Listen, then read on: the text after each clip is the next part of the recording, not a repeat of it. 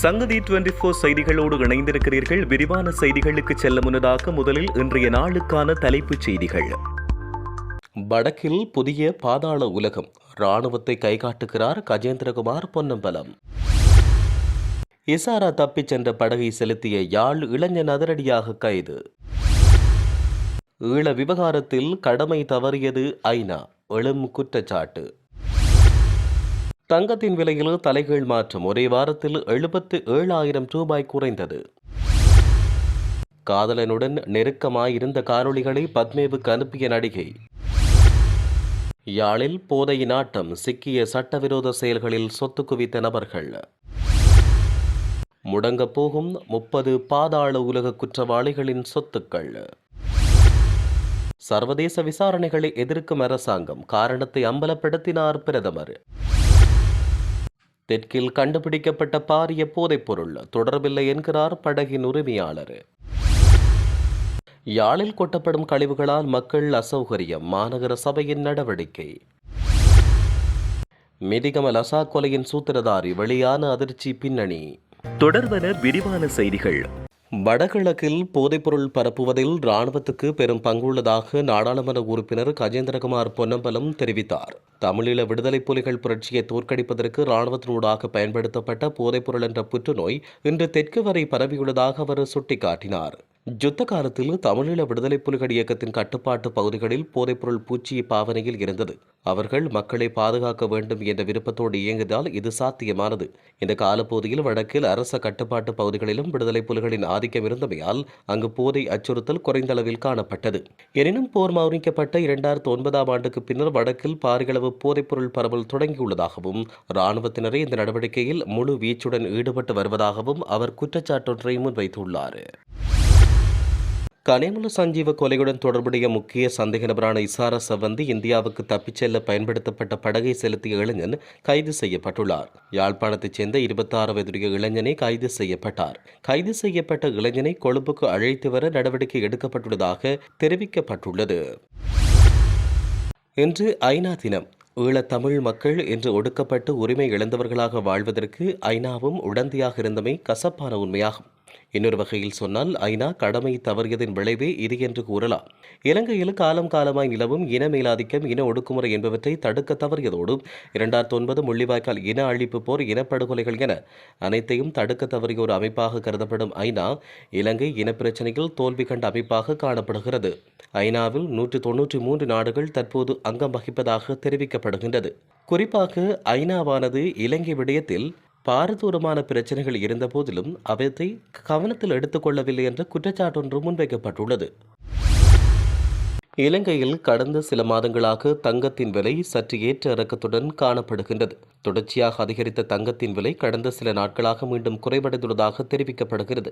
ஒரு வாரத்தில் தங்கத்தின் விலை 77,000 ரூபாய் குறைவடைந்துள்ளது. இதன்படி இன்றைய நிலவரத்தின்படி ஒரு அவுன்ஸ் தங்கத்தின் விலை 12,50,963 ரூபாவாக காணப்படுகின்றது. அத்துடன் 24 கேரட் தங்கம் கிராம் 44,130 ரூபாவாக பதிவாகியுள்ள நிலையில் 24 கேரட் தங்கப்பவுன் 3,53,050 ரூபாவாக பதிவாகியுள்ளது. 22 கேரட் தங்கத்தின் கிராம் 40,460 ரூபாவாக பதிவாகியுள்ளதோடு 22 கேரட் தங்கப்பவுன் 3,23,650 ரூபாவாக பதிவாகியுள்ளது.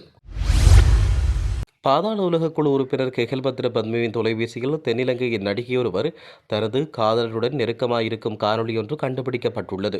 இந்த நடிகை தன்னுடைய காதலனோடு நெருக்கமாக இருந்த காணொலியை பத்மேவுக்கு அனுப்பி வைத்ததாக தெரிவிக்கப்படுகிறது. பத்மேவின் தொலைபேசியில் தென்னிலங்கையைச் சேர்ந்த 5 நடிகைகள் மற்றும் மிஸ் ஸ்ரீலங்கா பட்டம் என்ற ஒரு மாடல் நடிகை தொடர்பான தகவல்கள் வெளியாகியுள்ளன. அண்மையில் இந்தோனேசியாவில் வைத்து கைது செய்யப்பட்ட கெகல்பத்ர பத்மே மேலதிக விசாரணைகளுக்காக குற்றப்புலனாய்வு திணைக்களத்திடம் ஒப்படைக்கப்பட்டுள்ளதாக தெரிவிக்கப்படுகிறது. பத்மேவின் கையடக்க தொலைபேசிகளும் குற்றப்புலனாய்வு திணைக்களம் மூலம் பகுப்பாய்வு செய்யப்பட்டு வருவதாக தெரிவிக்கப்பட்டுள்ளது. இந்நிலையில் குறித்த 6 நடிகைகளையும் குற்றப்புலனாய்வு திணைக்களத்துக்கு வரவழைத்து அவர்களிடம் வாக்குமூலங்களை பதிவு செய்ய தீர்மானிக்கப்பட்டுள்ளதாக தெரிவிக்கப்பட்டுள்ளது. மேலும் ஏனைய 5 நடிகைகள் மற்றும் மிஸ் ஸ்ரீலங்கா மாடல் நடிகையின் புகைப்படங்கள் பத்மேவின் தொலைபேசியில் கண்டுபிடிக்கப்பட்டுள்ளன. அந்த புகைப்படங்களில் பெரும்பாலானவை வெளிநாடுகளில் கெகல்பத்ர பத்மேவுடன் எடுக்கப்பட்டவை என்று தெரிவிக்கப்படுகிறது. இந்நிலையில் தென்னிலங்கை நடிகையான பியூமி கன்சமாரியிடம் இது தொடர்பில் வாக்குமூலங்களும் பதிவு செய்யப்பட்டுள்ளன. வாழ்வெட்டு மற்றும் போதைப்பொருள் கடத்தல் என்பவற்றில் ஈடுபட்டு சட்டவிரோதமாக சொத்து சேர்த்த 8 பேருக்கு எதிராக யாழ்ப்பாணம் குற்றத்தடுப்பு பிரிவு காவல்துறை விசாரணைகளை முன்னெடுத்துள்ளது. சட்டவிரோத செயற்பாடுகளில் ஈடுபட்டு சொத்துக்களை சேர்த்தோருக்கு எதிரான விசாரணைகளை நடத்துவதற்காக விசேட காவல்துறை பிரிவொன்று நாட்டில் ஆரம்பிக்கப்பட்டுள்ளது. அந்த காவல்துறை பிரிவுக்கு வழங்கப்பட்ட முறைப்பாட்டுக்கு அமைய குறித்த 8 பேருக்கும் எதிரான விசாரணைகளை யாழ்ப்பாண குற்றத்தடுப்பு பிரிவு காவல்துறை முன்னெடுத்துள்ளது. இந்த 8 பேரில் 3 எதிராக மல்லாகம் நீதவான் நீதிமன்றிலும் 5 எதிராக யாழ்ப்பாண நீதிமன்றத்திலும் வழக்கு தொடரப்பட்டுள்ளது. அவர்களில் ஒருவருக்கு எதிராக போதைப்பொருள் கடத்தலில் ஈடுபட்டு சொத்து சேர்த்த குற்றச்சாட்டும் 7 பேருக்கு எதிராக வன்முறை செயற்பாட்டில் ஈடுபட்டு சொத்து சேர்த்த குற்றச்சாட்டும் சுமத்தப்பட்டுள்ளது. வன்முறைகளில் ஈடுபட்டு சொத்து சேர்த்தவர்கள் வன்முறைகளை ஒழுங்கமைத்தவர்களுக்கு எதிராக எதிர்வரும் நாட்களில் சிறப்பு புலனாய்வு விசாரணைகளை மேற்கொள்ள காவல்துறையினர் நடவடிக்கை எடுத்துள்ளதாக தெரிவிக்கப்படுகிறது. சுமார் 30 பாதாள உலக குற்றவாளிகளின் சட்டவிரோத சொத்துக்கள் குறித்து விசாரணைகள் தொடங்கப்பட்டுள்ளதாக தெரிவிக்கப்பட்டுள்ளது. கெகல்பத்ர பத்மேவுக்கு சொந்தமான இதுபோன்ற பல சொத்துக்கள் அடையாளம் காணப்பட்டுள்ளன. கம்பகாவின் கெகல்பத்ர பகுதியில் 50 மில்லியன் மதிப்புள்ள 28 பேச்சஸ் நிலங்கள் சமீபத்தில் பறிமுதல் செய்யப்பட்டன. அத்துடன் லொக்குப்பட்டி என்ற குற்றவாளிக்கு சொந்தமான பல சட்டவிரோத சொத்துக்கள் அடையாளம் காணப்பட்டுள்ளதாக காவல்துறை தெரிவித்துள்ளது. இந்நிலையில் அந்த சொத்து தொடர்பில் உண்மைகள் பண மோசடி தடுப்புச் சட்டத்தின் கீழ் நீதிமன்றில் தெரிவிக்கப்பட உள்ளதாக குறிப்பிடப்பட்டுள்ளது. இலங்கையில் நடந்த போர்க்குற்றங்கள் குறித்து வெளிப்புற நடவடிக்கைகள் நாட்டில் மேலும் பிளவுகளை ஏற்படுத்தும் என்ற அடிப்படையில் அரசாங்கம் சர்வதேச விசாரணைகளை எதிர்க்கிறது என பிரதமர் ஹரணி அமரசூரிய தெரிவித்தார். ஐக்கிய நாடுகள் மனித உரிமைகள் பேரவையில் இலங்கை தொடர்பில் நிறைவேற்றப்பட்ட தீர்மானங்கள் தொடர்பில் அரசாங்கம் உடன்படவில்லை.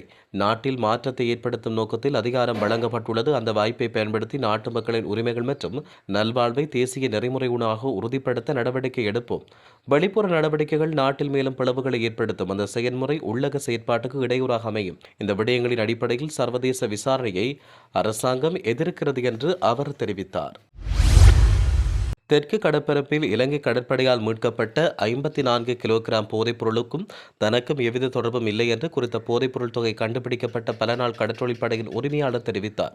தென்னிலங்கை பத்திரிகை ஒன்றுக்கு கருத்து வெளியிட்ட போது அவர் இவ்வாறு தெரிவித்தார். தான் கொரியாவில் வசித்து வருவதாகவும் போதைப்பொருள் அல்லது வேறு குற்றச்செயல் தொடர்பில் தன் மீது குற்றச்சாட்டு எதுவும் இல்லை என்றும் அவர் இதன் பொழுது சுட்டிக்காட்டினார். இதேவேளை படகில் பொருத்தப்பட்ட படகை கண்காணிக்கும் இயந்திரமும் நீக்கப்பட்டதோடு அது நீக்கப்பட்டு 36 மணித்தியாலங்களுக்கு செயற்படுத்தப்படுவதால் கடற்படையினர் அதை கண்டுபிடித்ததாகவும் உரிமையாளர் தெரிவித்தார். யாழில் கொட்டப்படும் உணவுக் கழிவுகளால் மக்கள் அசௌகரியங்களுக்கு உள்ளாகி வருகின்றனர். யாழ்ப்பாண பிரதான அங்காடி கடைகள் அமைந்த இடமான கந்தபசேகர வீதி பழைய கரண் தியேட்டர் அருகாமையில் கழிவுகள் கொட்டப்படுகின்றன. இதனால் அந்த பகுதியில் துர்நாற்றம் வீசுவதாக பொதுமக்கள் குற்றம் சுமத்தியுள்ளனர். இந்நிலையில் மாநகர சபை உறுப்பினர்களான பிரதிபேயர், தயாளன், சார்ஜன் மற்றும் சதீஷ் ஆகியோர் இந்த இடத்துக்கு நேரில் சென்று பார்வையிட்டனர். அத்துடன் இந்த விடயம் தொடர்பில் உடனடி நடவடிக்கை எடுக்க உள்ளதாகவும் மாநகர சபை அறிவித்துள்ளது. வெலிகம பிரதேச சபை தலைவர் லசந்த விக்ரமசேகர அல்லது மிதிகம லசாவின் கொலை தொடர்பில் நடைபெற்று வரும் விசாரணைக்கு மத்தியில் கொலை குறித்து தகவல்கள் வெளியாகியுள்ளன. இராணுவத்திலிருந்து தப்பிச் சென்ற ஒரு சிப்பாய்க்கு வழங்கப்பட்ட நிதி ஒப்பந்தத்தின் அடிப்படையில் தென்மாகாணத்தில் உள்ள ஒரு பெரிய பாதாள உலக கும்பலால் இந்த கொலை மேற்கொள்ளப்பட்டதாக தெரிய வந்துள்ளது. சிசிடிவி காட்சிகள் மூலம் கொலையாளி தற்பொழுது அடையாளம் காணப்பட்டுள்ளார். மேலும் அவரை கைது செய்ய பல சிறப்பு காவல்துறை குழுக்கள் விசாரணை நடத்தி வருவதாக தெரிவிக்கப்பட்டுள்ளது. இத்துடன் செய்திகள் யாவும் நிறைவு பெறுகின்றன. மேலதிக செய்திகளுக்காக சங்கதி 24.com உடன் இணைந்திருங்கள். வணக்கம்.